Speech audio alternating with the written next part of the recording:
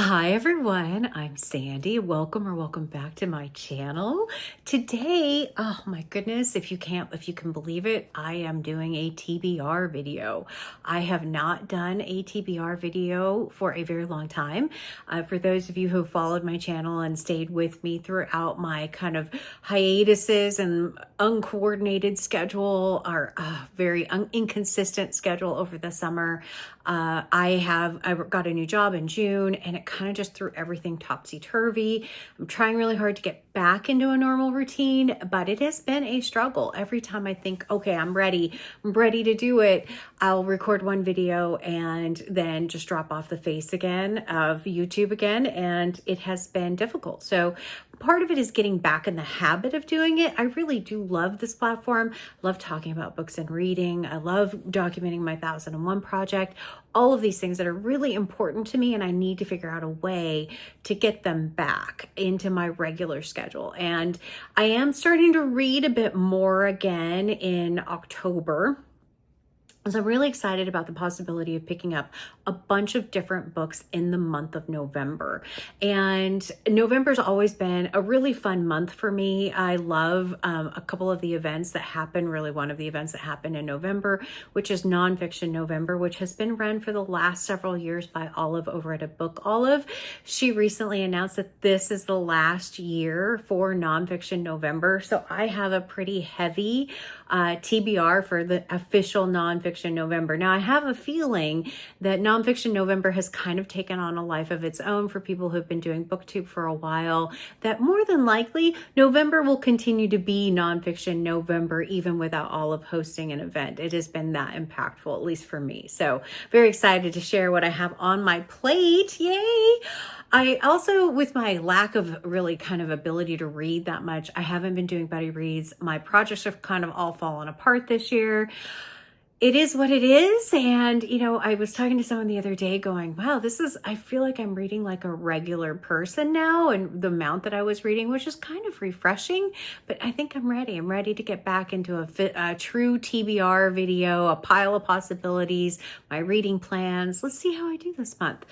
So as always, when I start these, I will start with my own 1001 book club, which I have not done a very good job of this year. But the book I have for that is Anagrams by Lori Moore. This book I know absolutely nothing about. I do love the cover of this one, though. I think it's an interesting one. I'm co-hosting the 1001 Book Club with Britta Bowler over at Britta Bowler's channel, and both of us have had an interesting year of just challenges, and we planned to partner on it, and then just struggled. I struggled, she struggled, but hopefully we can pick it back up with this one. December's book is very, very short, so I know I'll be able to read that. But this is the book club pick for the month of November, and I hope to be able to get to this one. In true transparency, though, this was the book for October, for Victober, The Real Charlotte by Somerville and Martin Ross, and I haven't read it yet. I did have it as an ebook. I can't read it from this physical book because look at how tiny this font is, and it's super stiff. This is not a floppy paperback. So I would like to still read this one, but I haven't gotten to it yet. So I'm very behind in the month of October. When I'm recording this, it's already almost the end of October. So yeah, that one is going on my official November TBR, as is The Last September by Elizabeth Bowen. This was actually the September book club pick, which I have not read yet. And yeah, Britta did say that this one was actually a good read. I do also have the audiobook of this one. So I have a feeling this was going to get picked up sooner rather than later. But those are the 1001 book club picks, 1001 book countdown picks that I'm going to try and focus on this month and just get caught up with my own book club. If you're not familiar with the 1001 book countdown, I will actually leave a card up here for you where you can go and check out the original video. But basically, I'm reading books off of the 1001 books you must read before you die list and slowly making my way through that. I have a goal of reading 52 books off of that list every year.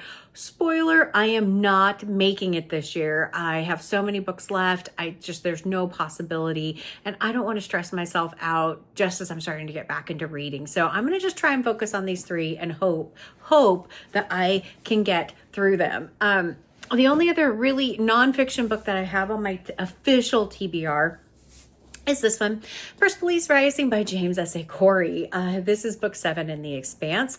I have been reading sci-fi with a group over the last, I think, almost year and a half, 2 years now. Not just this one, but other sci-fi books, as I've always considered myself not to be a sci-fi reader. And they just kind of brought me along. And the group is Fraser Simon from Springboard Thought, Sarah from Freshly Read Books, and Gemma from Gemma Books. And we have been reading every book in this The Expanse series. And I love it. We read book 5 back in June, I believe. I think it was in June. We read book 6 in September, and then this one in November. We're getting close to the end of this series, though, and I don't want it to end because I really am enjoying this so much. I think this series, above any other, kind of made me realize that I kind of do like sci-fi, but it's got to be good sci-fi. So I'm really excited about this one. Book 6 was a bit of a disappointment, but book 7, I have high hopes for. All right, so for Nonfiction November, every year Olive picks 4 words that you can use to kind of help you figure out your nonfiction TBR. I have had varying success with finding books that meet those prompts. They are very optional. The whole goal of Nonfiction November is just to read more nonfiction than you typically would read. So if you read 1 book, try reading 2 nonfiction. If you read a ton of nonfiction, try reading more. If you read no nonfiction, read 1. And so it's a great way to introduce people into nonfiction. I do like nonfiction. I've read some amazing nonfiction books as part of my BookTube channel experience. I would say I hadn't read a ton of nonfiction before that. So BookTube definitely expanded out my nonfiction reading, which is incredible. So this year, the words are code, path, shot, and join. And you can kind of do with those whatever you want, and whether you can find things for those or not. I have 3 books that I don't really consider fitting into those words, and then I picked some other books that I think might fit. So I will go through all of those for you, and we'll see how many I get through. The first one is one of the ones that doesn't go to the word, and it is Evicted by Matthew Desmond. This is a Pulitzer Prize winning book. I got this fairly recently. These built-in stickers are driving me nuts, though. I hate those so much. I am intrigued by this one. I read On a Dime I think it was On a Dime. Was it called On a Dime? It's the one where she goes and she works for minimum wage. It might not be called that, actually, now that I'm thinking about it. But it was fascinating. And so I'm really curious about this one. And it follows, I believe, 7 different families in Milwaukee through a lot of different scenarios. And so I really am interested in this one. This one, out of all the books I have on my nonfiction TBR for the month of November, this one is probably at the very top of the list. So I'm concerned about it being somewhat heartbreaking. So I have this one. I also have one of my inspirational books for my 3 Million Step Challenge, which also has been having some challenges. I hurt my knee recently, and it's just kind of fallen off a little bit, but I do want to read some of those books. So I could put this one in path if I wanted to, and it is Braving It by James Campbell, a father, a daughter, an unforgettable journey into the Alaskan wild. So they are following a path into the wild, which is why I kind of think I could get this one to fit in path for me. So I'm going to try and read that. Those are the 3 that I said don't really fit into a oh, sorry, those are only 2. The third one is this one, An Immense World by Ed Yong. Also another Pulitzer Prize winning novel. I have been fascinated by this one for a long time. I do love the natural world, really do want to read this one, and would like to focus on it as well in the month of November. So, that's not too bad. That'd be about 1 a week of this. Though, given what I've read in the last few months, that would be a big stretch for me to read 1 per week. Other ones that are kind of piquing my interest on my longest TBR books, I have I Am Malala. I really would like to finish this one just so I can say I finished it, and just to get it off of my long-lasting TBR shelf. I bought this book the first year I started doing YouTube for an Asian readathon, the first month or second month that I had started BookTube. that was now 3 years ago. So yeah, it's been sitting there for a minute or two. So this one, I mean, you could say shot. She was very famous for being shot, for wanting to go to school. That's the very start of this particular book. And she won, if I look at this correctly, won the Nobel Peace Prize as well. So yeah, very interested in reading this particular one. All right. For Path, I have a book that I picked up because the company I used to work for had done kind of a movie about this, off of this book, which was hilarious at times, but also was really interesting. And it's this one, Where Bigfoot Walks, Crossing the Dark Divide, by, I can't remember, Robert Michael Pyle. And so he clearly is going to have to follow a path through the mountains. There's some stuff where I believe he gets lost in this, and it is set in the Pacific Northwest, which is definitely where I live, and I really would like to read this one. It's another one that's been on my longest TBR for a long time, so I've had it for a minute or two. Would like to get to this one. Other than that, I have Join, which is really the reason why I put this book in Join was because it is a book where there's two different characters that are joined together in this particular nonfiction book. And it is The Zealot and the Emancipator by H.W. Brands, which is John Brown and Abraham Lincoln.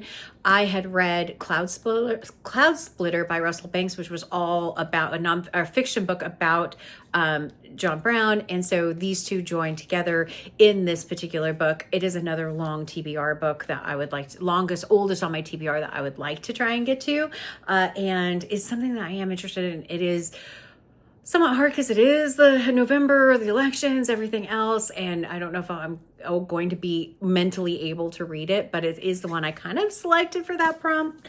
I also have Shot, which the book that I picked for that was Seabiscuit by Laura Hillenbrand. And this particular one, he's taking his shot, right, at winning this race. That's kind of how I interpreted this. And I have read Unbroken by Laura Hillenbrand and loved it. Absolutely loved it. It's actually, Unbroken is one of the first buddy reads I did with Shelley Swearingen, and I have not picked this one up. I did pick up this book because of Unbroken, though, and I loved her writing. She has not been writing anything else either. I just really want to read this one. And the last one, maybe a book I picked up for the first Nonfiction November and haven't read it. And it really is for the word code. And that is Codebreaker by Walter Isaacson. So I really want to read this one. And this one, from what I remember, is about Jennifer Doudna, gene editing and the future of the human race. So code breaker, meaning around the human code, around the genetic code, all of those different pieces. So fascinating topic. But when you look at how big these nonfiction books are mentally, I doubt that these ones that I have picked for Nonfiction November, which is these ones, and one that's turned around you can't see, are probably are going to be tough for me to get to. I will be doing very, very good to get through the other three plus my 1001 books. I also am trying to be kind to myself and just say, okay, if a book's not working for me, I'm just putting it aside. So I have a stack of other books, other outdoor books, other nonfiction books that are on my shelf that I could just decide that I'm going to just abandon my TBR and go for those. Like I said, I'm having some trouble picking up books on a regular basis. I'm having some trouble reading things on a regular basis. So we're gonna go and be nice to myself. That's what I want to do. I want to be kind. I want to be gracious to myself and not give myself a hard time, knowing that I haven't read more than probably 3 or 4 books in a month over the last few months. So I don't want to overdo, and this feels like a big overdue. So we'll go from there. What are you reading for Nonfiction for November? Are you sad to see that Olive isn't going to be hosted anymore? I'd love to hear your comments down below. If you want to leave me a comment, but you don't feel comfortable writing words, leave me a leaf because it is the fall time. I would love that. Please know that I appreciate everyone who has stuck with me and not unsubscribed from my channel, as I've been working through my time of just trying to get things back to a normal routine, which hasn't been as easy as I would hope it would be. But that is where I'm at. I have read some great things over the summer and over the fall, and hope to do kind of a wrap up of those. I should have a new 1001 video coming out very soon, as well as some things that I do on an annual basis that I'm really excited about. So yeah, very, very I think, motivated to get some more videos out, but we'll see how it goes. I hope everyone is well. And as always, like, comment, and subscribe. And until next time, everyone, thanks. Bye.